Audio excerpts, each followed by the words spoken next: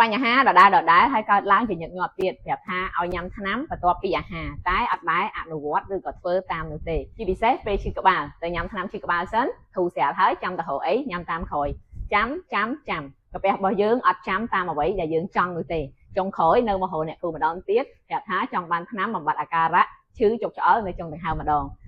បងប្អូនអរគ្នាមិនមែនខ្លាចអ្នកគ្រូលំដាច់ណាអីកុំចឹងអីវិធីមានតាបងអរគ្នាគ្រាន់តែអនុវត្តហើយស្ដាប់តាមការណែនាំរបស់អ្នកគ្រូនិងលោកគ្រូពេទ្យតែគាត់ណែនាំថាឲ្យយើងញ៉ាំថ្នាំបន្ទាប់ពីអាហារឥឡូវខ្ញុំសូមឧទាហរណ៍ដើម្បីបងអរគ្នាងាយយល់ឧទាហរណ៍ថាអ្នកគ្រូឲ្យញ៉ាំនៅពោដែលមិញមកគ្រាប់បន្ទាប់ពីអាហារអញ្ចឹងបងទាំងអស់គ្នាត្រូវញ៉ាំភ្លាមបន្ទាប់ពីអាហារអត់ចាំអត់ពជាពេលដើម្បីជៀសវាងនូវផលរំខានដែលធ្វើឲ្យយើងឈឺកាពះហើយបង្កើននូវប្រសិទ្ធភាពរបស់ពោដែលមិញគឺជាជម្រើសទី1សម្រាប់បំបត្តិអាការៈឈឺក្បាលនិងរោគឈឺក្បាលប្រកាំងយ៉ាងមានប្រសិទ្ធភាព